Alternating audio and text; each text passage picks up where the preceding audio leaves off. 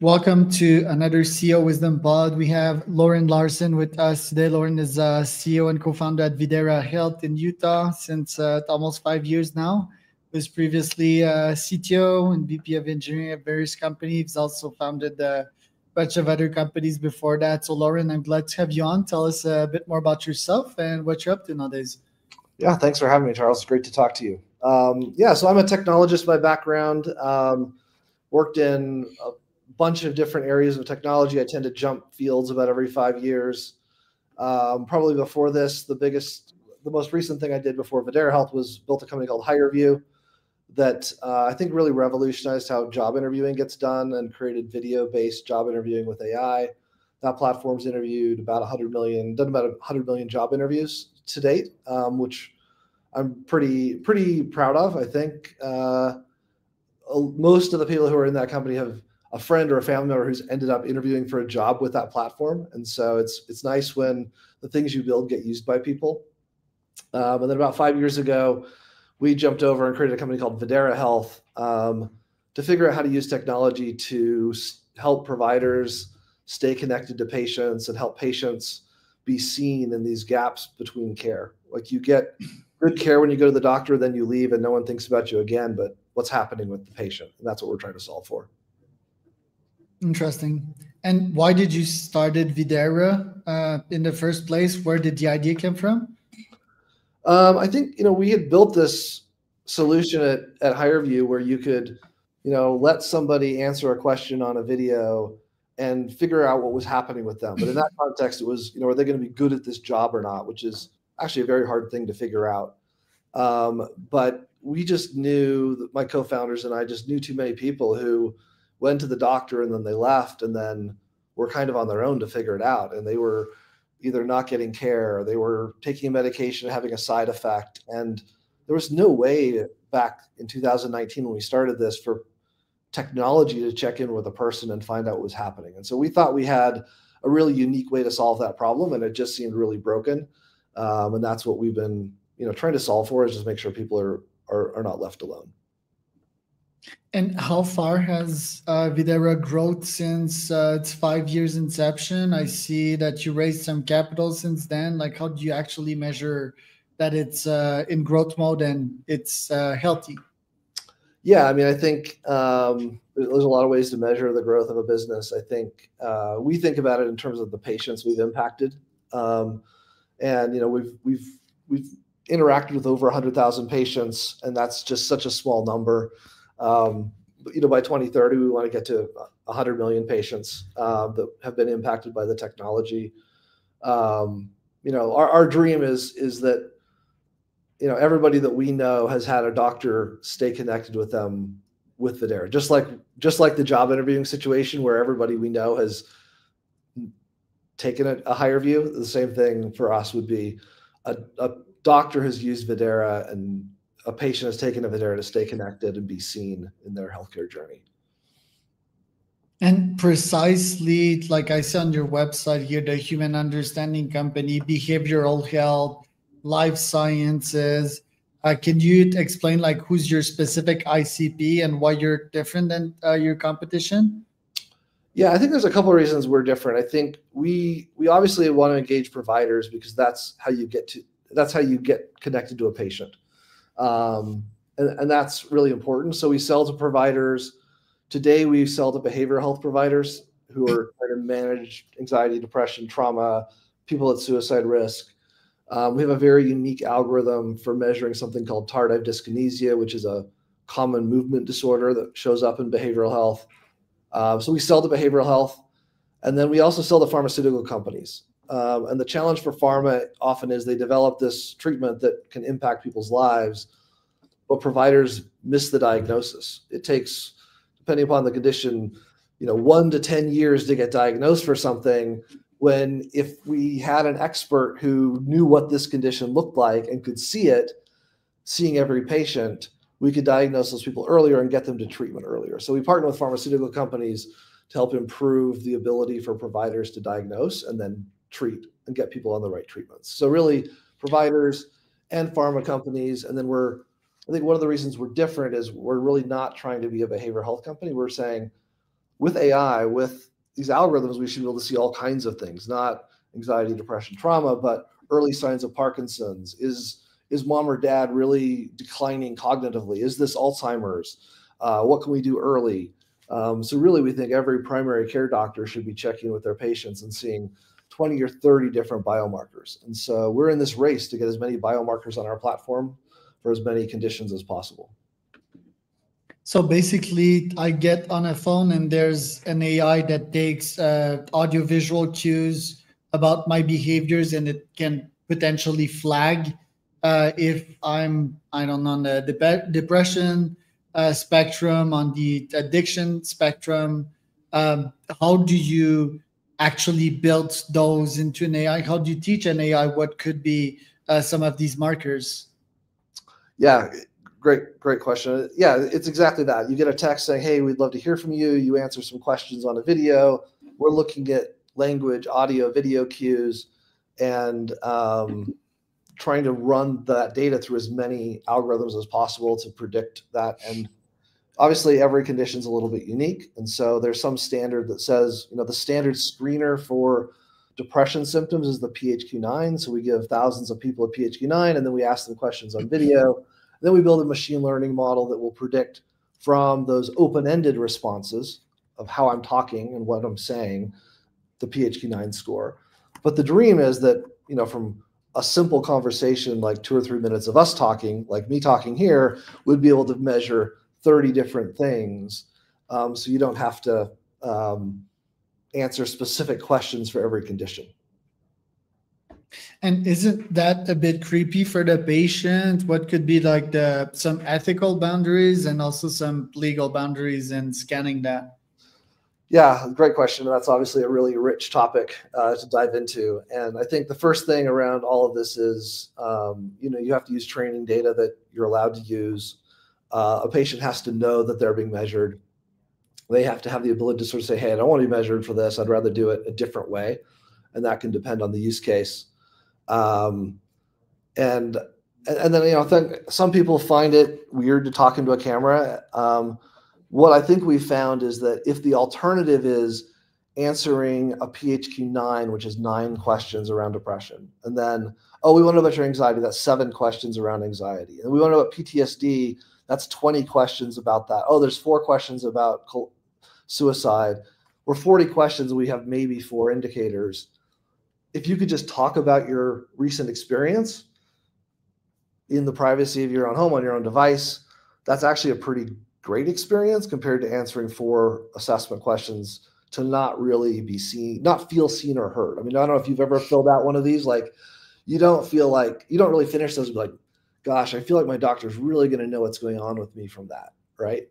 Whereas here, like, not only do we give a score, but when your doctor gets it, they can actually listen to what you said. There's a narrative and a story behind that that's much richer than just a score that you're getting.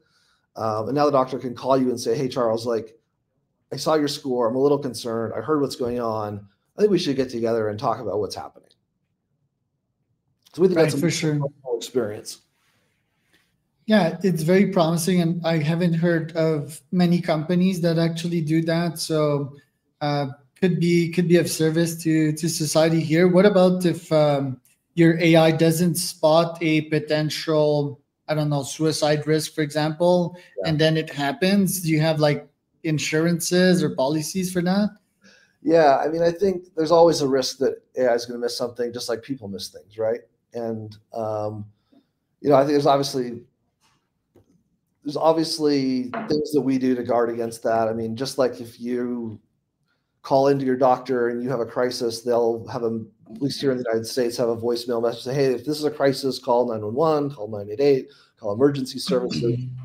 I think the biggest thing to realize here is generally nobody's checking in on people today. In fact, the most dangerous time in a patient's life in terms of the risk of them taking their own life is right after they've left inpatient psychiatric care. That's the time they're most likely to take their life, and yet it's very rare that people check in. And so we're doing such a poor job as an industry at checking in with people. We're going to find far more people that would have been missed before. And yeah, we might miss people. We're missing 100% of the people today. Yeah, that's a hard try. I didn't know that we would release them in society just like that and hope that they would, pick it up on themselves. Maybe we leave them like medicated, and we think that's a solution. I didn't know that it was that abrupt, that 0 to 1, right? It's quite preoccupying as well, like the damage it can do to society to have someone take it from one institution to directly in the society. Isn't there like a transition house or something? It obviously depends on location, condition, healthcare system, level of insurance. But very often people you're in, and now you're going home, and you're on your own. And unfortunately, that is a really precarious time. And we have stories of there's a particular story that comes to mind of a kid who went in. He was hospitalized, was put on medication. He was stabilized, went home, went to his doctor, his primary care doctor, for something else. The doctor said, you shouldn't be taking that. That's not going to be good for you. So he stopped taking it, listened to the doctor. And then, a week later, he's at home alone. His parents aren't. This is a 17-year-old kid, home alone. He's depressed again. And now it's worse because he failed at treatment, right? He went through this whole thing with his parents. There was a whole bunch of family dynamics. Now he feels like he's failed. So now he's ready to give up, and he's ready to take his own life. He gets a check-in from our system saying, hey, tell us what's going on. He answers the questions. He's very honest about it. We were able to detect that. And we have people out there all day long who are just alone and isolated, sitting by themselves, trying to figure out what to do next, maybe thinking it's time to give up. But we can there is help if you can find them. But we've just never had a way with technology to find those people, because we just don't have enough people to reach out to people as many times as they need to be seen. Is mental illness or mental disease, mental health, is that something that is increasingly a problem in our society, or has it always been that way? Yeah, I mean, the statistics say that it's gotten worse. I think we have so many people, at least in the United States, I think this is true globally, who have mental health crises, most of whom are never treated. They're just undiagnosed, unrecognized. They don't see clinicians. It seems to be on the rise. And I think we're in taking a little bit of a deviation here in our conversation. I think as we're facing a time in our society where AI is going to be changing dynamics dramatically about what it means to work, what it means to.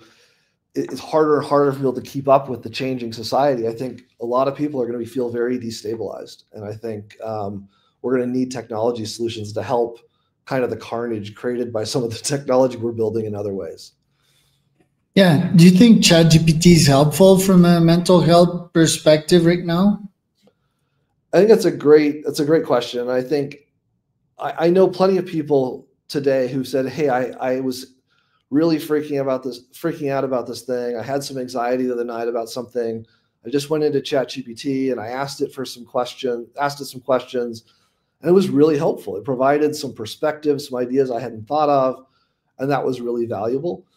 I think we've also seen there are many public examples where an LLM, a ChatGPT, has given terrible advice. Has really validated the person, and it wants to make you feel good. It's like, yeah, that's a great idea. And there's one about this person who was going to go try to assassinate the Queen of England, and it was like, yeah, you could do this. You're going to be great. Like, I believe in you. Like, not great, right? And so I think that I think we're all figuring this out, but there's certainly guardrails that aren't in place on some of the public LLMs today, at least. Yeah, I think they're getting better, but there's something to say about it being sycophantic. Being sycophantic can be bad because it's always like agreeing to your stuff. But oddly enough, I think what human needs nowadays is just to feel listen and to reduce the amount of cortisol that they have in their brain. That's probably like 80% of what they need.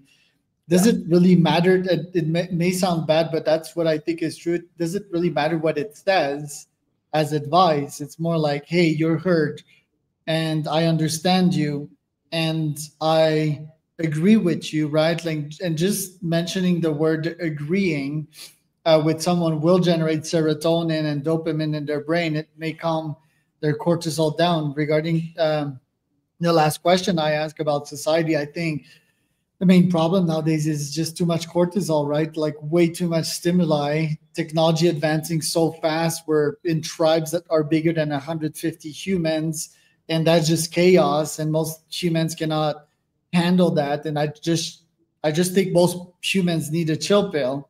And that's actually the reality, right? Like most people nowadays, well, not most people, but a very large amount of people are on antidepressants, on Xanax, and on just like cortisol negators, sort of nowadays.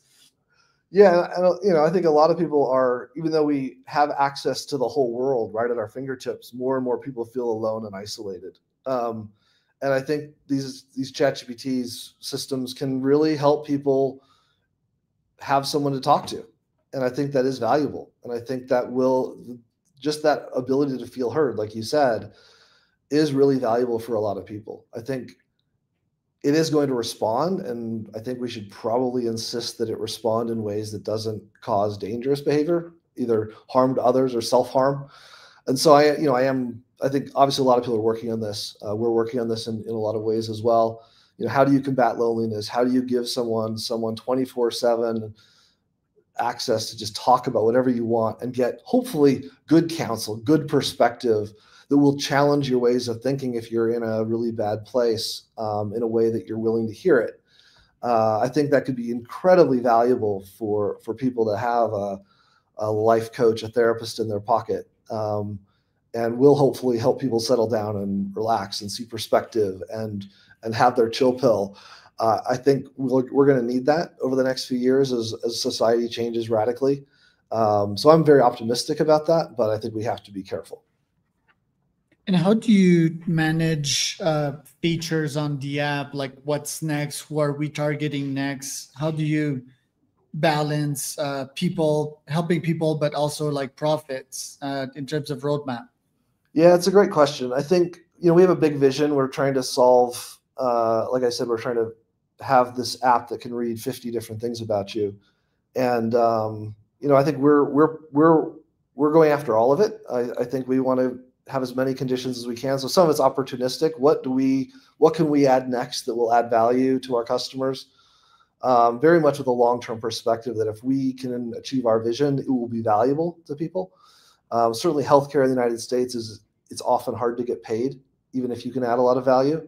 And people tend to not want to do things that don't get paid for, even if they could add value. And so, yeah, it's a constant challenge of how do we add features that can immediately be paid for, but also balance the fact that we're a young startup and we have to be thinking long term about, look, I've got to add 50 different conditions to this platform. How do I do that, even though I can't immediately monetize that? So every day is a balance between delivering things that people will immediately pay for and things that we know they'll pay for down the road. And in mental health, is it fair to say that depression is the biggest and most untreated condition right now? I think depression and anxiety are certainly the two biggest, for sure. Yeah, those are definitely the two biggest. But they're Right. also easiest to see in a lot of ways. I mean, I think most people have some sense of what depression and anxiety look like, even though it's often missed. You go to your primary care doctor, you're talking about something else and you're depressed. They're not necessarily paying attention to that. We just released a model for postpartum depression, which is a really interesting one where not that people don't, people who help deliver babies weren't necessarily trained in that. And so they're not always comfortable with that, but it's more than that. They're also not at the point in the mom's life to notice it, right? Mom has a baby. She goes to the OB like, oh, you're good physically, good. And then the postpartum depression creeps up. Where is she seeing a doctor in her life that would notice it?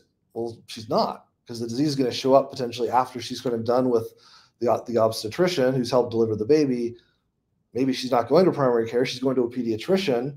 The pediatrician's looking after the baby. Where is this person even going to be seen, yet they're struggling silently? So yes, in some ways, depression is very common. It's easy to see in some ways, but it's often there's just nobody around to see it. Right, that's an interesting one, right? Me and my wife currently going through a pregnancy, and that one is basically depression showing up after the baby because of hormonal change, body change, life changes. Uh, how does it show up specifically? Yeah, I mean, I think it shows up like lots low energy, the typical symptoms of depression, but with a different root cause, root life change. And it's so easy to just think, oh, I'm tired, I'm not getting enough sleep. But there is a clinical difference between being tired and having postpartum depression. And then the other challenge is we often don't measure mom for depression before the baby's born. And it turns out that if you don't treat those maternal mental health conditions before the baby's born, it really impacts the outcome, right? Baby's born earlier, you have more preeclampsia, you have more side effects, baby goes into the NICU more frequently. And if mom's not treated after, even if it was depression pre-existing before the pregnancy, not caused by the pregnancy, mom has less time to spend with the child, developmental delays, etc. And we're just blind to most of it. So you kind of want to know, like, was this pre-existing depression or is this postpartum depression that's actually related to the hormonal shifts and changes after birth? Fascinating. Well, glad that you're contributing to that, Loren. Where can people find out more about you and your company?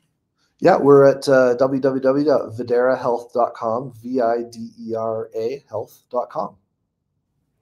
It was Loren and Charles for another CEO Wisdom